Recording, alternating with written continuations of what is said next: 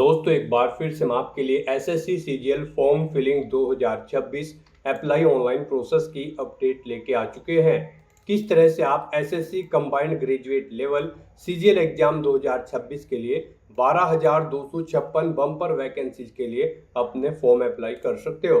Step by step complete जानकारी आपको इस वीडियो में दी जाएगी। लास्ट डेट की अपडेट है, अंतिम मौका है, केवल 2 दिन शेष रह गए हैं। आप जल्द से जल्द अपना फॉर्म अप्लाई कर ले, कहीं मौका हाथ से छूट न जाए। आप अंतिम समय का वेट न करें, आखिरी समय में कोई भी टेक्निकल प्रॉब्लम हो सकती है, तो आप आज ही से अभी से अपना फॉर्म अप्लाई कर ले।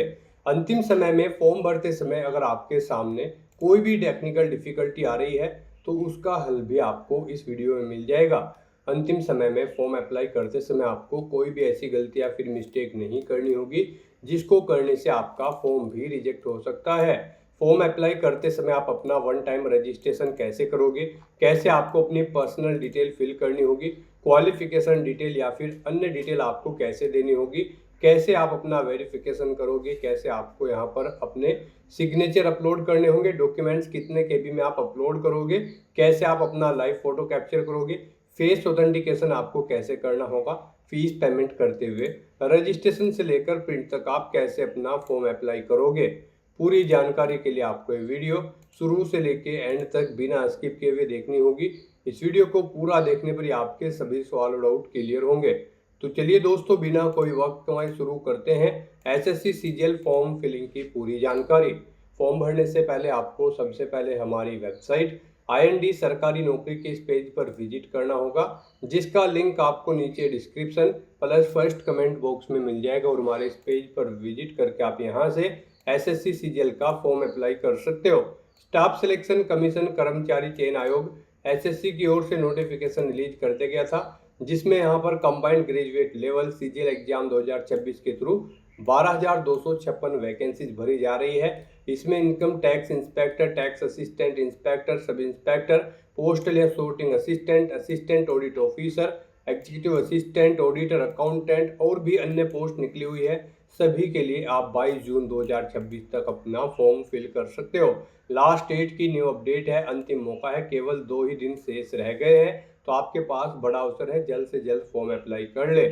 ग्रेजुएट डिग्री से आप अप्लाई कर सकते हो। सैलरी की जानकारी पोस्ट वाइज यहाँ पर आपको एज लिमिट की जानकारी दे दी गई है। साथ साथ आप यहाँ पर चेकआउट कर सकते हो कौन सी पोस्ट किस डिपार्टमेंट के लिए निकली हुई है, जैसे कि असिस्टेंट सेक्शन ऑफिसर की रेलवे के अंतर्गत निकली हुई है यहाँ पर वैकेंसी, इंटेलिजेंस ब्यूरो खुफिया विभाग के अंतर्गत भी वैकेंसीज निकली हुई है। इसी तरह से अलग अलग विभाग के लिए यहाँ पर वैकेंसी सैलरी की जानकारी आप यहाँ से चेकआउट कर ले। एज लिमिट आपको दे दी गई है। जनरल ओबीसी के लिए 100 रुपये फीस है। SC ST female PWBD ASM को फीस जमा नहीं करनी होगी। ऑनलाइन मोड से आप फीस पेमेंट करोगे। Tier first tier second examination से आपका सिलेक्शन होगा। एग्जामिनेशन पैटर्न भी आपको टीयर फर्स्ट के लिए और टीयर सेकंड के लिए यहाँ पर डिटेल में दे दिया गया है। अप्लाई आप ऑनलाइन कर सकते हो, ऑल इंडिया से अप्लाई कर सकते हो। ssc.gov.in इसकी ऑफिशियल वेबसाइट है, जिससे आप फॉर्म अप्लाई कर सकते हो। इंपोर्टेंट लिंक सेक्शन के अंतर्गत ऑफिशियल नोटिफिकेशन पीडीएफ लिंक पर क्लिक करके आप इसके पीडीएफ डाउनलोड कर सकते हो। सबसे पहले आप यहाँ पर आवेदन की डेट चेकआउट कर ले, एग्जामिनेशन की डेट। यहाँ पर आपको टोल फ्री नंबर देंगे, अगर आपके सामने कोई भी डिफिकल्टी फेस हो रही है तो आप इस पर कॉन्टैक्ट कर सकते हो। साथ ही साथ यहाँ पर आपको पोस्ट वाइज एज लिमिट की जानकारी, सैलरी की डिटेल दे दी गई है। और यहाँ पर आपको टोटल वैकेंसीज की information, age limit, age relaxation की इन्फॉर्मेशन आपको यहाँ पर दे दी गई। कंप्लीट एलिजिबिलिटी क्राइटेरिया आप यहाँ से चेकआउट कर ले। साथ ही साथ यहाँ पर आपको इसमें एग्जामिनेशन सेंटर की लिस्ट दे दी गई है। रीजन वाइज आप यहाँ से code wise all over India के अंतर्गत एग्जामिनेशन सेंटर चेकआउट कर सकते हो। साथ ही साथ यहाँ पर आपको टीयर फर्स्ट के लिए पैटर्न मिल जाएगा देखने को, टीयर सेकंड के लिए भी पूरा पैटर्न दिया गया है। और यहाँ पर आपको सिलेबस भी डिटेल में टॉपिक वाइज, सब्जेक्ट वाइज पूरा प्रोवाइड करा दिया गया है। और फॉर्म अप्लाई से रिलेटेड भी आपको कुछ जनरल गाइडलाइंस यहाँ पर देखने को मिल जाएगी, जैसे कि वन टाइम रजिस्ट्रेशन आपको किस प्रकार से करना होगा, कैसे वेरिफिकेशन करोगे, डिटेल आपको कैसे फिल करनी होगी, डॉक्यूमेंट सिग्नेचर कैसे अपलोड करने होंगे, किस प्रकार से आपको यहाँ पर फेस ऑथेंटिकेशन करना होगा, लाइव फोटो कैप्चर करोगे। कंप्लीट जनरल गाइडलाइंस आपको यहाँ पर दे दी गई है। तो फॉर्म अप्लाई करने से पहले आपको ये ऑफिशियल नोटिफिकेशन की पीडीएफ पूरा पढ़ना अनिवार्य है। इसको पूरा पढ़ने से आपके सभी सवाल और डाउट क्लियर होंगे। पीडीएफ रीड आउट करने के बाद में आपको अप्लाई ऑनलाइन के इस लिंक पर क्लिक करना होगा। तो आपके सामने ऑनलाइन आवेदन करने का ये ऑफिशियल पोर्टल ओपन हो जाएगा। गाइस यहाँ पर आने के बाद आपको इस वेबसाइट के टॉप पर ही लॉगिन और रजिस्टर की ये टैब दी गई है, आपको इस पर क्लिक करना है। उसके बाद आपके सामने ये पॉपअप शो होगा। यहाँ पर अगर आपने पहले से रजिस्ट्रेशन कर रखा है और अपनी आधार इनेबल प्रोसेस कंप्लीट कर रखी है तो यहाँ पर बस अब आपको अपना रजिस्ट्रेशन नंबर एंटर करना है, अपना पासवर्ड आपको एंटर करना है, ये कैप्चा कोड आपको यहाँ पर एंटर करना है और लॉगिन की इस टैब पर क्लिक करते हुए आपको अपने डैशबोर्ड में लॉगिन कर लेना है और वहां से अपना फॉर्म अप्लाई करना है। गाइड हम आपको बता दें यहाँ पर एसएससी ने आधार इनेबल प्रोसेस कर दिया है। जी हाँ दोस्तों, यहाँ पर अब आपको अपना आधार वेरीफाई करना मस्ट है। बिना उसके यहाँ पर अब आप एसएससी की किसी भी भर्ती के लिए फॉर्म अप्लाई नहीं कर पाओगे। तो अगर आपने अपनी आधार प्रोसेस कंप्लीट कर रखी है तो आप लॉगिन करके फॉर्म अप्लाई कर सकते हो। और अगर आप एसएससी की किसी भी भर्ती के लिए फर्स्ट टाइम अप्लाई करने जा रहे हो या फिर आप नए सिरे से रजिस्ट्रेशन करना चाहते हो तो यहाँ पर आपको न्यू यूजर रजिस्टर नाउ का ये लिंक दिया गया है। आपको रजिस्टर नाउ के इस लिंक पर क्लिक करना है। उसके बाद आपके सामने यहाँ पर रजिस्ट्रेशन का प्रोसेस स्टार्ट हो जाएगा। यहाँ से आप अपना एसएससी की वेबसाइट पर वन टाइम रजिस्ट्रेशन कर सकते हो। यहाँ पर आने के बाद हम आपको बता दें आपको 4 स्टेप कंप्लीट करने हैं, आपका ओटीआर कंप्लीट हो जाएगा। सबसे पहले यहाँ पर आपको अपनी पर्सनल डिटेल देनी है, फिर आपको अपना पासवर्ड यहाँ पर क्रिएट करना है, अपनी एडिशनल डिटेल देनी है, उसमें आपको अपनी नेशनलिटी, एड्रेस और एजुकेशनल क्वालिफिकेशन की डिटेल देनी होगी। फिर यहाँ पर आपको अपनी डिटेल्स को डिक्लेयर करते हुए अपना रजिस्ट्रेशन कंप्लीट कर लेना है। तो इन 4 स्टेप्स को कंप्लीट करते हुए यहाँ पर आपको अपना ओटीआर कंप्लीट करना है। उसके लिए यहाँ पर अब आपको कंटिन्यू की स्टेप पर क्लिक कर देना है। जैसे ही आप स्टेप पर क्लिक करेंगे आपके सामने यहाँ पर रजिस्ट्रेशन का फॉर्म स्टार्ट हो जाएगा। यहाँ पर अब आपको सबसे पहले अपनी पर्सनल डिटेल देनी है। इसमें यहाँ पर सबसे पहले आपको ऑप्शन दिया गया है क्या आपके पास यहाँ पर आधार कार्ड है। यहाँ पर एसएससी ने अब भर्तियों के लिए आधार कार्ड मस्ट कर दिया गया है। आधार प्रोसेस आपको इनेबल कर लेनी है। तो अगर आपके पास आधार है तो आप यस ऑप्शन सेलेक्ट करेंगे। और गाइस यहाँ पर अगर आपके पास आधार नहीं है उसके लिए भी ऑप्शन है। अगर यहाँ पर आपके पास आधार नहीं है तो आप नो ऑप्शन सेलेक्ट करेंगे।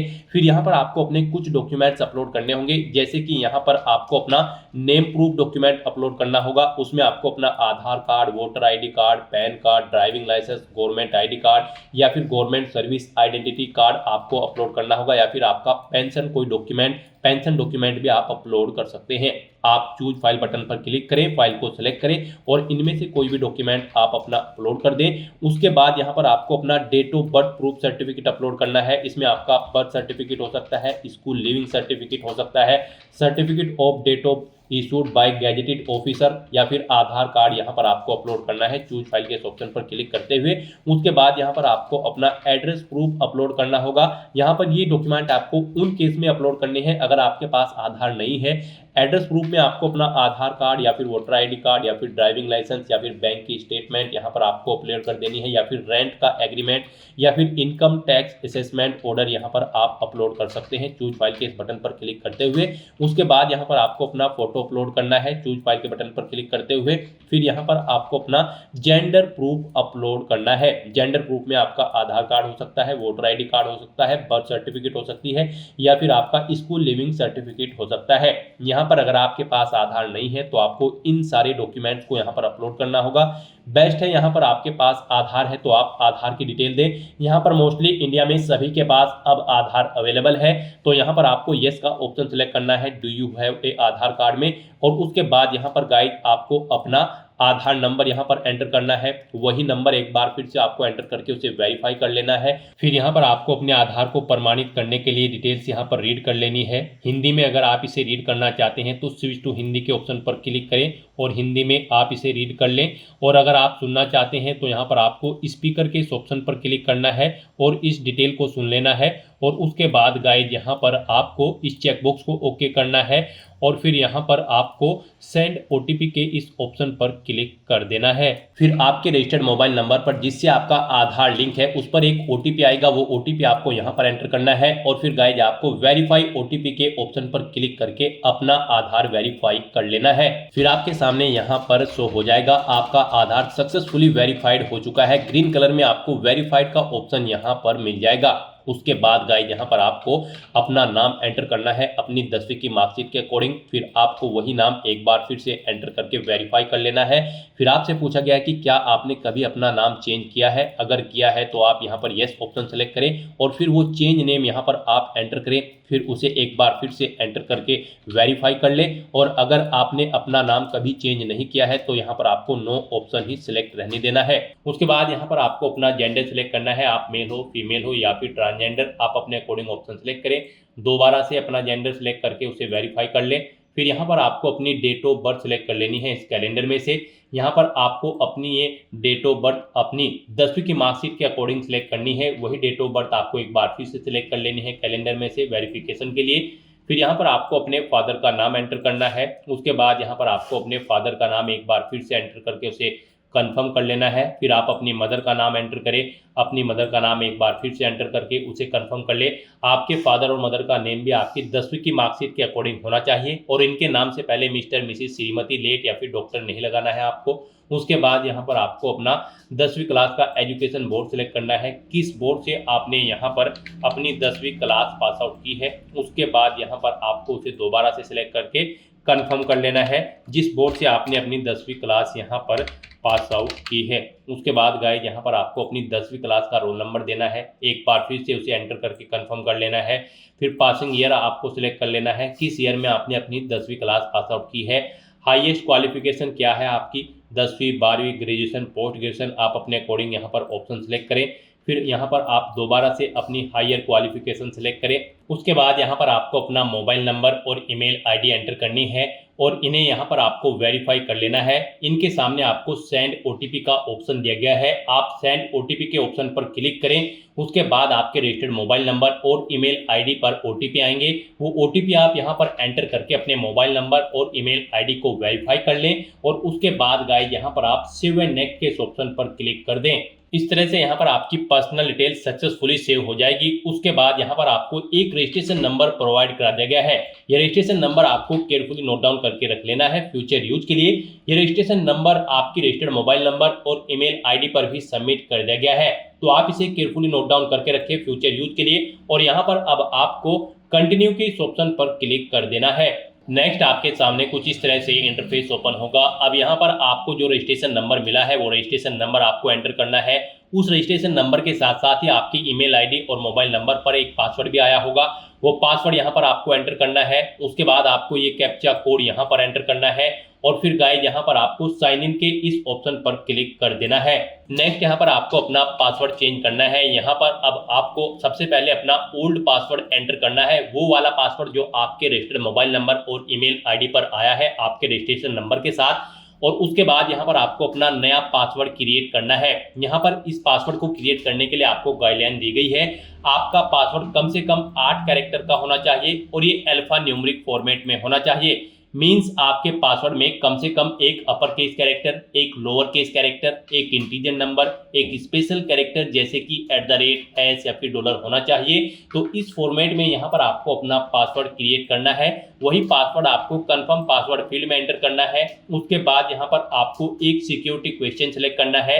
यहाँ पर आप कोई भी सिक्योरिटी क्वेश्चन सेलेक्ट करें, उसका आंसर दें। फिर यहाँ पर आप दूसरा सिक्योरिटी क्वेश्चन सेलेक्ट करें और फिर उसका आंसर यहाँ पर आप दें और उसके बाद गाइस यहाँ पर आप सेव एंड नेक्स्ट के इस ऑप्शन पर क्लिक कर दें। इस तरह से यहाँ पर आपका पासवर्ड चेंज हो जाएगा। फिर आपके सामने कुछ इस तरह से इंटरफेस ओपन होगा। अब यहाँ पर आपको दोबारा से अपना रजिस्ट्रेशन नंबर एंटर करना है, अपना पासवर्ड आपको एंटर करना है। नया पासवर्ड जो आपने चेंज किया है वो पासवर्ड यहाँ पर आपको एंटर करना है। ये कैप्चा कोड आपको यहाँ पर एंटर करना है और उसके बाद गाइस आपको लॉगिन के इस ऑप्शन पर क्लिक कर देना है। लॉगिन करने के बाद अब यहाँ पर आपको अपनी एडिशनल डिटेल्स प्रोवाइड करानी है। सबसे पहले यहाँ पर आपको अपनी कैटेगरी सिलेक्ट कर लेनी है, किस कैटेगरी से आप बिलोंग करते हैं। फिर यहाँ पर आपको अपनी कैटेगरी दोबारा से सिलेक्ट करके उसे वेरीफाई कर लेना है। फिर आपको अपनी नेशनलिटी यहाँ पर सिलेक्ट कर लेनी है।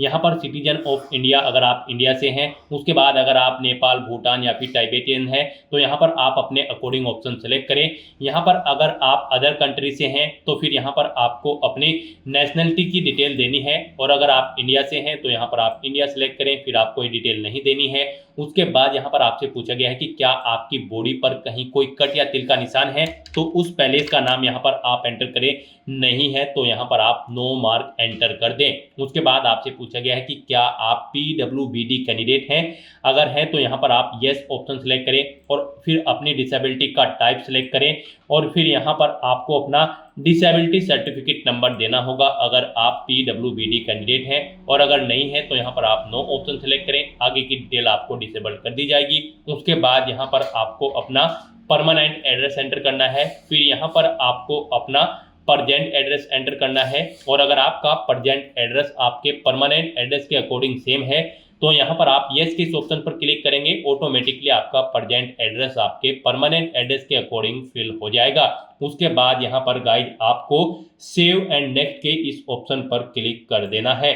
आपकी एडिशनल डिटेल सक्सेसफुली सेव करने के बाद आपको डिक्लेरेशन सेक्शन में रिडायरेक्ट कर दिया जाएगा। यहाँ पर आने के बाद आप अपने रजिस्ट्रेशन फॉर्म का प्रीव्यू भी चेकआउट कर सकते हो। आप प्रीव्यू OTR के ऑप्शन पर क्लिक करें और अपने रजिस्ट्रेशन फॉर्म का प्रीव्यू चेकआउट कर लें, और उसका प्रिंट आउट भी आप ले सकते हो। और फिर यहाँ पर अब गाइज आपको आई एग्री के चेकबॉक्स को ओके करना है, और उसके बाद आपको डिक्लेयर के ऑप्शन पर क्लिक कर देना है। इस तरह से यहाँ पर आपका SSC के पोर्टल पर one time registration successfully complete हो चुका है। आपको आपके डैशबोर्ड में रिडायरेक्ट कर दिया गया है। अब यहाँ पर आपको लाइव एग्जामिनेशन के इस टैब पर क्लिक करना है। फिर यहाँ पर करंट में SSC के पोर्टल पर जितनी भी भर्तियां चल रही होंगी उनकी लिस्ट आपको शो कर दी जाएगी। यहाँ पर आपको कंबाइंड ग्रेजुएट लेवल एग्जामिनेशन 2026 के इस सेक्शन में आना है, और SSC CGL 2026 एग्जाम में पार्टिसिपेट करने के लिए, अप्लाई करने के लिए आपको यहाँ पर अब अप्लाई के इस टैब पर क्लिक करना है। फिर आपके सामने कुछ जनरल इंस्ट्रक्शंस ओपन होंगे, आपको इन्हें केयरफुली रीड आउट कर लेना है। इस पेज को नीचे स्क्रॉल करना है, और फिर गाइज आपको यहाँ पर फिल फॉर्म के इस ऑप्शन पर क्लिक करना है। नेक्स्ट आपके सामने कुछ इस तरह से इंटरफेस ओपन होगा। यहाँ पर आपका फॉर्म स्टार्ट हो चुका है। आपकी पर्सनल इन्फॉर्मेशन आपके वन टाइम रजिस्ट्रेशन से फैच कर ली गई है। आपको सभी डिटेल्स केयरफुली चेकआउट करनी है। इस पेज को नीचे स्क्रॉल डाउन करना है, और फिर गाइज आपको नेक्स्ट के इस ऑप्शन पर क्लिक करना है। नेक्स्ट यहाँ पर आपको अपनी एजुकेशनल क्वालिफिकेशन की डिटेल प्रोवाइड करनी है। सबसे पहले यहाँ पर आपको अपनी हाईएस्ट क्वालिफिकेशन सेलेक्ट करनी है। आपकी क्या हायर क्वालिफिकेशन है, आपने ग्रेजुएशन कर रखी है, पोस्ट ग्रेजुएशन या फिर PhD, आप अपने अकॉर्डिंग ऑप्शन सेलेक्ट करेंगे। फिर यहाँ पर आपको अपनी क्वालिफाइंग एजुकेशनल क्वालिफिकेशन की डिटेल देनी है। गाइस यहाँ पर SSC CGL 2026 एग्जाम में पार्टिसिपेट करने के लिए आपके पास ग्रेजुएट डिग्री होनी चाहिए किसी भी स्ट्रीम के अंतर्गत, किसी वेल रिकॉग्नाइज्ड यूनिवर्सिटी से। तो यहाँ पर आपके पास ग्रेजुएशन है या फिर इसके इक्विवेलेंट कोई डिग्री है, या फिर आपने डीम ग्रेजुएशन सर्टिफिकेट कर रखा है जो कि इशू किया गया है आर्म फोर्सेस से। आपको इनमें से कोई भी ऑप्शन सेलेक्ट करना है अपने अकॉर्डिंग। आप अपनी क्वालिफाइंग एजुकेशनल क्वालिफिकेशन के इन ऑप्शन में से अपने अकॉर्डिंग ऑप्शन सेलेक्ट करेंगे, और फिर उसकी डिटेल यहाँ पर देंगे। फिर यहाँ पर आपको अपनी इसेंशियल क्वालिफिकेशन का स्टेटस बताना है। आप फाइनल ईयर में अपियर हो या फिर पास आउट हो। उसके बाद आपको यहाँ पर अपना पासिंग ईयर देना है अगर आपने पास आउट कर ली है।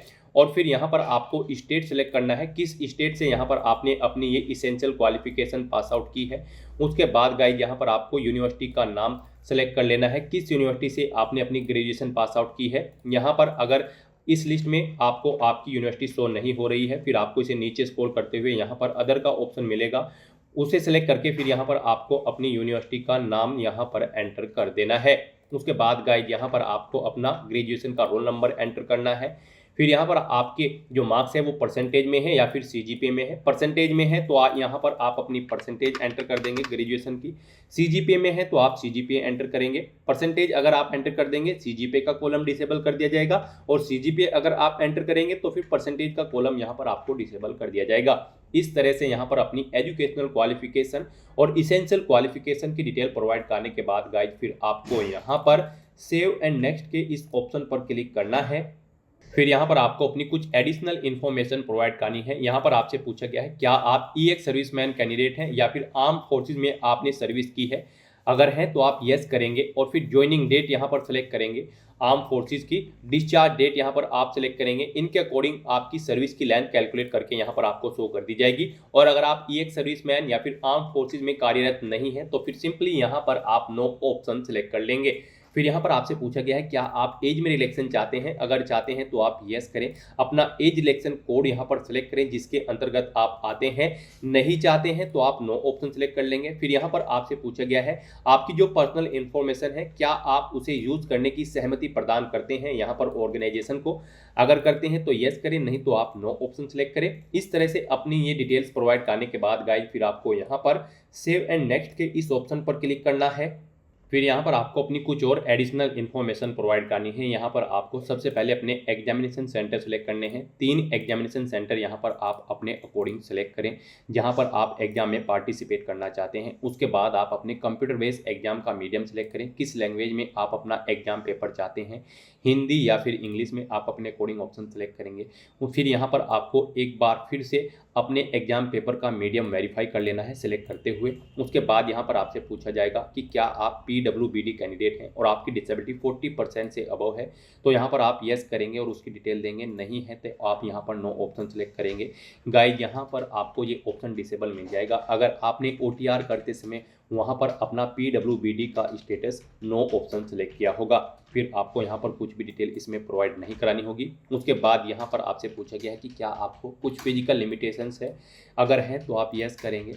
और फिर यहाँ पर आप अपना जो रिक्वायर्ड सर्टिफिकेट है इसके लिए वो यहाँ पर आप अपलोड करेंगे। चूज फाइल के ऑप्शन पर क्लिक करते हुए आपको फाइल को सिलेक्ट कर लेना होगा और अपना रिक्वेस्ट सर्टिफिकेट यहाँ पर इसके लिए आपको अपलोड कर देना होगा। और अगर आपको फिजिकल लिमिटेशंस नहीं है तो आप सिंपली नो ऑप्शन सेलेक्ट कर लेंगे।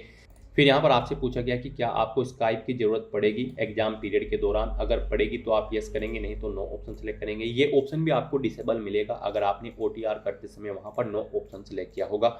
और अगर यस किया होगा तो फिर यहाँ पर आपको यस ऑप्शन सेलेक्ट करते हुए डिटेल देनी होगी।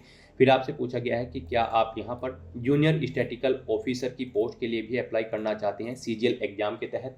अगर चाहते हैं तो फिर यहाँ पर आप यस करेंगे। और फिर इस पोस्ट पर अप्लाई करने के लिए जो इसकी इसेंशियल क्वालिफिकेशन है वो आपके पास होनी चाहिए। आपसे पूछा गया है क्या आपके पास इसके लिए इसेंशियल क्वालिफिकेशन है, तो फिर यहाँ पर आपको येस करना होगा। और अगर आप अप्लाई नहीं करना चाहते हैं तो आप सिंपली नो ऑप्शन सेलेक्ट कर लेंगे। गाइज आप ऑफिशियल नोटिफिकेशन में से चेकआउट कर सकते हो किस पोस्ट पर अप्लाई करने के लिए क्या आपकी इसेंशियल क्वालिफिकेशन या फिर डिजायरेबल क्वालिफिकेशन है वो यहाँ पर आपको प्रोवाइड कर दी गई है। यहाँ से आप चेकआउट कर सकते हो और उसके अकॉर्डिंग यहाँ पर आपको फिर ये डिटेल्स प्रोवाइड करनी है। उसके बाद आपसे पूछा गया है कि क्या आप स्टैटिकल इन्वेस्टिगेटर कैडरे सेकंड की पोस्ट के लिए भी अप्लाई करना चाहते हैं तो यस करेंगे। और फिर आपके पास इसकी इसेंशियल क्वालिफिकेशन होनी चाहिए। इसमें भी आपको पूछा गया है आपके पास इस पोस्ट पर अप्लाई करने के लिए इसेंशियल क्वालिफिकेशन है, तो यहाँ पर भी आपको यस करना होगा अगर आप इस पोस्ट के लिए अप्लाई करना चाहते हैं। नहीं अप्लाई करना चाहते हैं तो सिंपली नो ऑप्शन सेलेक्ट करेंगे। फिर आपको ये डिटेल भी डिसेबल कर दी जाएगी, ये आपको डिटेल नहीं देनी होगी। उसके बाद यहाँ पर आपसे पूछा गया है आपने अपनी 10वीं क्लास किस मीडियम में पास आउट की है, किस लैंग्वेज के साथ, हिंदी, इंग्लिश या फिर किसी स्टेट लैंग्वेज के साथ। आप अपने अकॉर्डिंग यहाँ पर ऑप्शन सेलेक्ट करेंगे। यहाँ पर आपका जो मैट्रिकुलेशन लेवल है पास आउट करने का वो आपको सेलेक्ट कर लेना है, किस लैंग्वेज में आपने उसे पास आउट किया है। फिर यहाँ पर आप यहाँ पर मल्टीपल ऑप्शन सेलेक्ट कर सकते हैं, हिंदी या फिर कोई स्टेट लैंग्वेज है या फिर इंग्लिश। अगर हिंदी इंग्लिश में आपने की है तो आप 2 ऑप्शन भी यहाँ पर सिलेक्ट कर सकते हैं, तो आप मल्टीपल ऑप्शन सेलेक्ट कर सकते हैं अपने अकॉर्डिंग। फिर यहाँ पर आपसे पूछा गया है आपने अपनी 10वीं क्लास के जो एग्जाम है वो किस मीडियम में दिए हैं। यहाँ पर आप अपने अकॉर्डिंग ऑप्शन सेलेक्ट करें, हिंदी, इंग्लिश, पंजाबी, उर्दू, जिस भी लैंग्वेज में आपने अपनी 10वीं क्लास के एग्जाम दिए हैं वो लैंग्वेज यहाँ पर आप सिलेक्ट कर लें। उसके बाद आपसे पूछा गया है क्या आप assistant audit officer central cadre की पोस्ट के लिए भी अप्लाई करना चाहते हैं। अगर चाहते हैं तो येस करें। और फिर आपसे पूछा गया है इस पोस्ट पर अप्लाई करने के लिए आपके पास इसेंशियल क्वालिफिकेशन है जो कि आप ऑफिशियल नोटिफिकेशन से चेकआउट कर सकते हो, तो इसमें आपको येस करना होगा। अगर आप इस पोस्ट के लिए अप्लाई कर रहे हैं, नहीं अप्लाई कर रहे हैं तो आप सिंपली नो ऑप्शन सेलेक्ट करेंगे, ये ऑप्शन आपको ऑटोमेटिकली डिसेबल कर दिया जाएगा। उसके बाद आपसे पूछा गया है क्या आप यहाँ पर assistant audit officer state cadre की पोस्ट के लिए अप्लाई करना चाहते हैं तो यस करें, उसकी इसेंशियल क्वालिफिकेशन आपके पास होनी चाहिए। नहीं कर रहे हैं तो नो ऑप्शन सेलेक्ट करें। उसके बाद आपसे पूछा गया है क्या आप assistant accounts officer state cadre की पोस्ट के लिए अप्लाई कर रहे हैं। अगर कर रहे हैं तो यस करें और उसकी इसेंशियल क्वालिफिकेशन आपके पास होनी चाहिए। नहीं कर रहे हैं तो आप नो ऑप्शन सेलेक्ट कर लें। इस तरह से अपनी डिटेल्स प्रोवाइड करने के बाद गाइज फिर आपको यहाँ पर सेव एंड नेक्स्ट के इस ऑप्शन पर क्लिक करना है। नेक्स्ट यहाँ पर आपको अपना फेस ऑथेंटिकेशन करना है, अपना लाइव फोटो आपको कैप्चर करना है और अपने सिग्नेचर यहाँ पर आपको अपलोड कर देने हैं। इस सेक्शन को कंप्लीट करने के लिए आपको अपना मोबाइल फ़ोन यूज़ करना होगा। आप अपने गूगल प्ले स्टोर पर जाएं मोबाइल फ़ोन पर और फिर वहां पर आप माई एसएससी का ऐप डाउनलोड कर लें और उसे फिर आप इंस्टॉल कर लें। उसे इंस्टॉल करने के बाद गाइज आपको यहां पर अपनी एक और ऐप इंस्टॉल करनी होगी अपने मोबाइल फ़ोन पर ही। जी हाँ दोस्तों, आपको अपने मोबाइल फ़ोन के गूगल प्ले स्टोर में आधार फेस आरडी का ये ऐप भी इंस्टॉल कर लेना है। डाउनलोड करने के बाद अपने मोबाइल फ़ोन में माई एसएससी ऐप इंस्टॉल करने के बाद फिर आपको उसे ओपन करना है। उसके बाद आपके सामने यहाँ पर कुछ इस तरह से इंटरफेस ओपन होगा। यहाँ पर आने के बाद गाइज आपको login/register की इस टैब पर क्लिक कर देना है। उसके बाद आपके सामने यहाँ पर लॉगिन का पॉपअप ओपन हो जाएगा। अब यहाँ पर आने के बाद आपको अपना यूजर नेम एंटर करना है और उसके बाद आपको अपना पासवर्ड एंटर करना है। आपको ये यूजर नेम और पासवर्ड वही एंटर करना है जो आपने एसएससी की वेबसाइट पर वन टाइम रजिस्ट्रेशन करते हुए क्रिएट किया था। उसके बाद आपको ये कैप्चा कोड यहाँ पर एंटर करना है और फिर गाइज आपको लॉगिन की इस टैब पर क्लिक करते हुए अपने डैशबोर्ड में लॉगिन कर लेना है। फिर यहाँ पर आपका डैशबोर्ड आपके सामने शो हो जाएगा। यहाँ पर आने के बाद अब आपको डैशबोर्ड के इस ऑप्शन पर क्लिक करना है। यहाँ पर आने के बाद में आपको माई एप्लीकेशन की इस टैब पर क्लिक करना है। फिर यहाँ पर आपके सामने जो भी करंट में वैकेंसी चल रही है उनकी लिस्ट शो कर दी जाएगी। आप यहाँ पर एसएससी की जिस भी भर्ती के लिए अप्लाई करना चाहते हैं उसी भर्ती के लिए आपको कंटिन्यू की टैब पर क्लिक करना होगा। यहाँ पर आपको आपकी पर्सनल डिटेल शो कर दी जाएगी। इसी तरह से आपको एजुकेशनल डिटेल शो कर दी जाएगी। उसके बाद में एडिशनल इंफॉर्मेशन शो कर दी जाएगी और उसके बाद में आधार ऑथेंटिकेशन वेरिफिकेशन की डिटेल शो की जाएगी। तो आपको सेव एंड नेक्स्ट की टैब पर क्लिक करते हुए step by step Aadhaar authentication verification के सेक्शन में आना होगा। यहाँ पर आने के बाद में आपको इस चेकबॉक्स को ओके करना होगा और यहाँ पर आधार फेस ऑथेंटिकेशन की टैब पर क्लिक करना होगा। आधार फेस ऑथेंटिकेशन की टैब पर क्लिक करने के बाद में आपको आधार फेस आरडी का एप्लीकेशन डाउनलोड करना है। अगर आपके मोबाइल में पहले से ही आधार फेस आरडी इंस्टॉल्ड है तो आपको डायरेक्टली अपना फेस ऑथेंटिकेट करना होगा। यहाँ पर आपको अपना फेस इस सर्कल में लाना होगा और अपनी आंखों को 2 बार ब्लिंक करना होगा तो आपका फोटो यहाँ पर ऑथेंटिकेट हो जाएगा। उसके बाद में आपको यहाँ पर सेव एंड नेक्स्ट की इस टैब पर क्लिक करना होगा। फिर यहाँ पर आपको अपना लाइव फोटो कैप्चर करना है और अपने सिग्नेचर अपलोड करने हैं। ये आप अपने मोबाइल फोन से भी कर सकते हैं या फिर आप अपने कंप्यूटर से भी इन्हें कंप्लीट कर सकते हैं। उसके लिए आपको सभी इंस्ट्रक्शंस यहाँ पर दिए गए हैं। जिस स्थान पर आप अपना फोटो कैप्चर करेंगे वहां पर प्रॉपर वे में लाइट होनी चाहिए और प्लेन बैकग्राउंड आपका होना चाहिए और आपकी आंखें कैमरे की तरफ होनी चाहिए। बिल्कुल सीधा आपको देखना है कैमरे की तरफ और यहाँ पर रेड कलर का जो रेक्टेंगल होगा उसमें पूरा फेस आपका कवर्ड होना चाहिए। फोटो कैप्चर करते समय आपको कोई भी कैप, मास्क या फिर सनग्लासेस नहीं पहनने हैं और यहाँ पर साथ ही साथ आपको ईयरफोन या फिर कोई अन्य डिवाइस भी अपने कानों में नहीं रखना है जब आप अपना लाइव फोटो यहाँ पर कैप्चर करेंगे। और उसके बाद में आपको कैप्चर लाइव फोटो की टैब पर क्लिक करते हुए अपना फोटो लाइव कैप्चर कर लेना होगा। लाइव फोटो कैप्चर करने के लिए आपको अपना फेस इस सर्कल के अंतर्गत लाना होगा। फोटो कैप्चर करने के लिए आपको अपना फेस इस तरह से लाना होगा जैसे कि आपका पासपोर्ट साइज फोटो होता है। फिर आपको इस ऑप्शन पर क्लिक करते हुए अपना फोटो कैप्चर कर लेना होगा। फिर यहाँ पर आपको अपने सिग्नेचर अपलोड करने होंगे। सिग्नेचर आपके 10 KB से 20 KB के बीच में होने चाहिए। जेपीईजी या फिर जेपीजी फॉर्मेट में आपके सिग्नेचर होने चाहिए। डायमेंशन उनकी 6.0 सेंटीमीटर उनकी विड्थ और 2.0 सेंटीमीटर उनकी हाइट होनी चाहिए।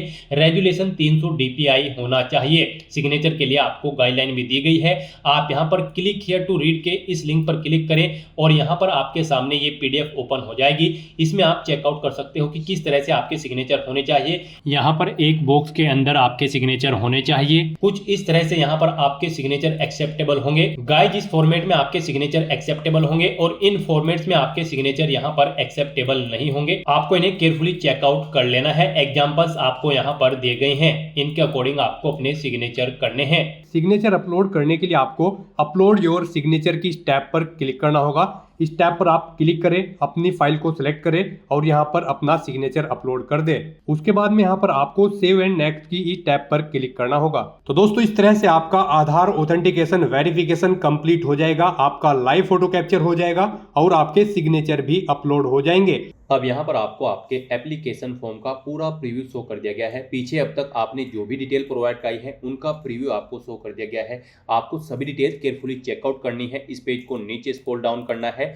और गाइज अब आपको यहाँ पर अगर कोई मिस्टेक नजर आ रही है तो आप गो बैक के ऑप्शन पर क्लिक करके एडिट कर सकते हैं और अगर सभी चीजें ओके हैं तो बस यहाँ पर अब आपको सेव एंड नेक्स्ट के इस ऑप्शन पर क्लिक करना है। फिर आपके सामने डिक्लेरेशन सेक्शन ओपन होगा। अब यहाँ पर आने के बाद आपको इन डिटेल्स को रीड आउट कर लेना है। आई एग्री के इस चेकबॉक्स को ओके करना है। ये कैप्चा कोड आपको यहाँ पर एंटर करना है और उसके बाद गाइज फिर सबमिट के इस ऑप्शन पर क्लिक करना है।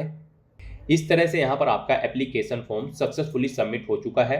अगर आप रिजर्व कैटेगरी से बिलोंग करते हैं और अगर आप जनरल ओबीसी कैटेगरी कैंडिडेट हैं तो पहले आपको 100 रुपये एप्लीकेशन फीस के रूप में जमा कराने होंगे, जो कि आप debit card, credit card, net banking या फिर यूपीआई के माध्यम से जमा करा सकते हो। यूपीआई आपके लिए बेस्ट ऑप्शन रहेगा। आप क्यूआर कोड को स्कैन करते हुए अपना फीस पेमेंट कर दें, फिर यहाँ पर अनरिजर्व कैटेगरी कैंडिडेट का भी फॉर्म सबमिट हो जाएगा, उनके सामने भी यही इंटरफेस ओपन हो जाएगा। तो गाइस यहाँ पर आपका फॉर्म सक्सेसफुली सबमिट हो चुका है।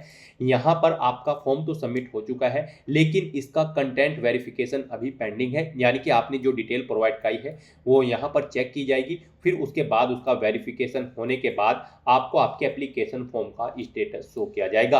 तो यहाँ पर अब आपको प्रिंट एप्लीकेशन फॉर्म के इस ऑप्शन पर क्लिक करके अपने एप्लीकेशन फॉर्म का एक हार्ड कॉपी या फिर सॉफ्ट कॉपी प्रिंट आउट ले लेना है फ्यूचर यूज के लिए, फ्यूचर रेफरेंस के लिए।